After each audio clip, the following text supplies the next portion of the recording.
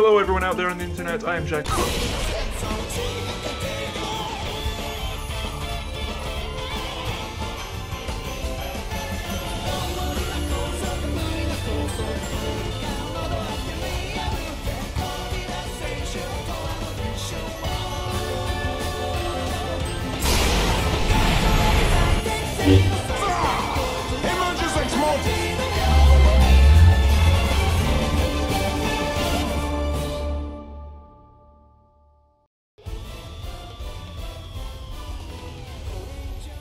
Hello everyone out there on the internet, I am Jack of all trades, and I am here with my ongoing series looking at each of the Attack on Titan OVAs in turn.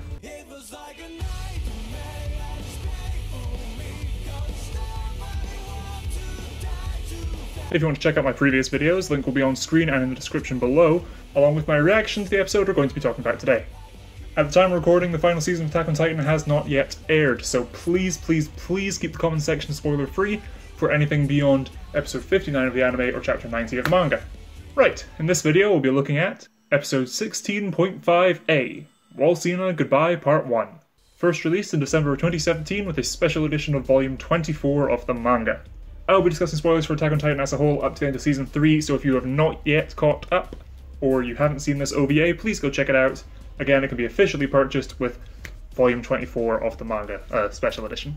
This OVA is split into two parts, that being this episode and the next. Part 1 with the basic premise that Annie wants Hitch to cover for her tomorrow while she goes to see a guy. Hitch agreeing on the condition Annie do something for her.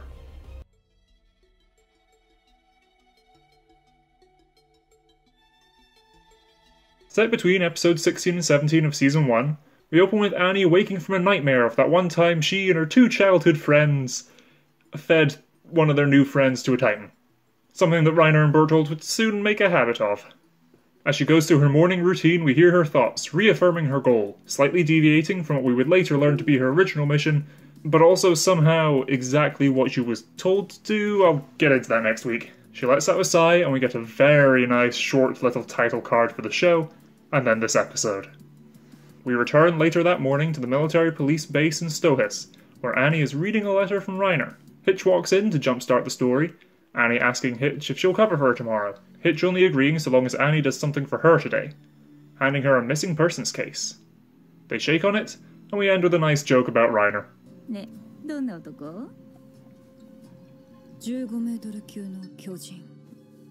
After a couple minutes of Annie thinking and briefly interacting with Boris in the mess hall and Hitch heading off, Annie visits Elliot Stratman, the father of the missing girl. Elliot smokes and he and Annie have a back and forth about the case, talking about how Annie is the first person to actually investigate Carly's disappearance, how there has been no ransom, and how little the Stratmans actually seem to talk to each other.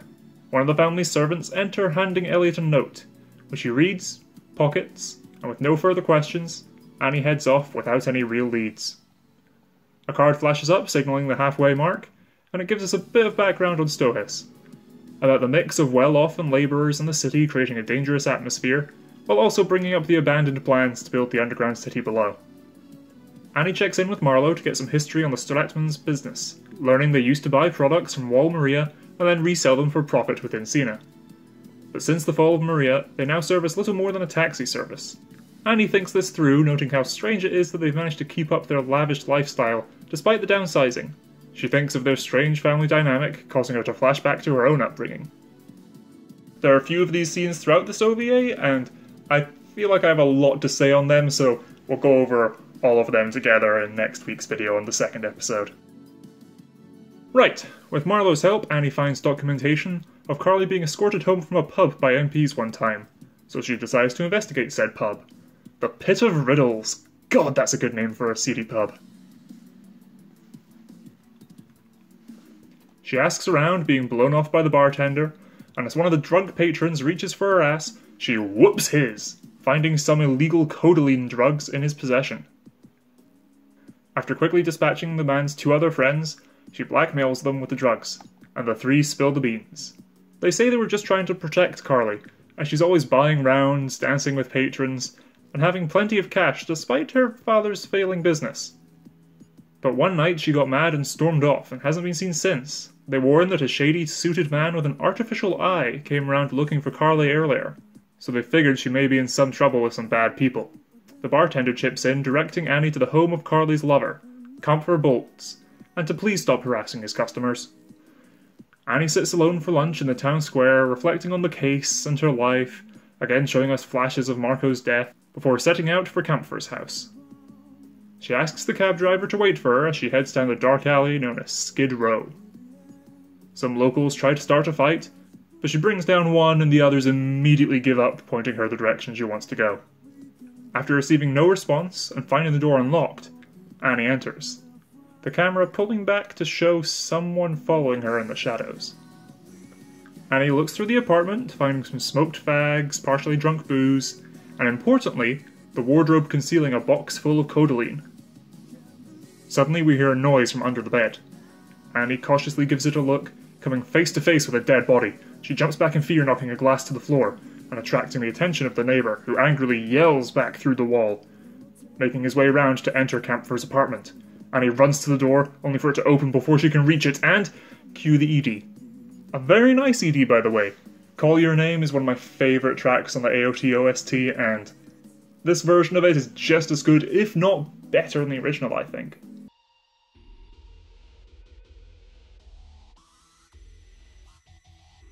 Thankfully I recorded my reaction to this OVA, so roll a clip from that. I liked this. I like the whole detective story thing. It's a different sort of tale in this universe, I suppose, following one of the characters we already know, but it's one there are mysteries about as well, so we don't know them fully, and it sort of moves along at its own speed. There's no, like the rest of Attack on Titan, there's no sudden big action beat. There's just her interrogating these guys and then beating up that one guy and the others immediately spilling the beans. But no, we're getting a story about drug dealing in Attack on Titan. That's brilliant.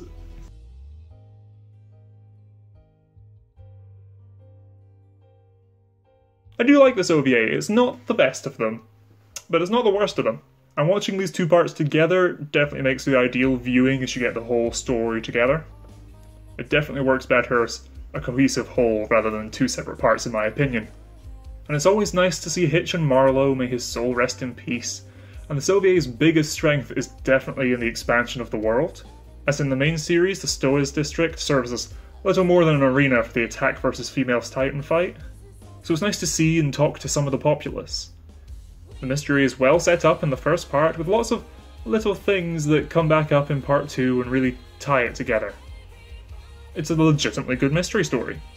And with that, as I said, I will go more into the mystery as a whole, how it fits together, and Annie's flashbacks and stuff in next week's video looking at part 2. So in the meantime, why not go watch that OVA or check out my reaction to it down below. Until next time, I've been Jack of all trades, and suggest me, or is it raining outside? Probably do with an umbrella.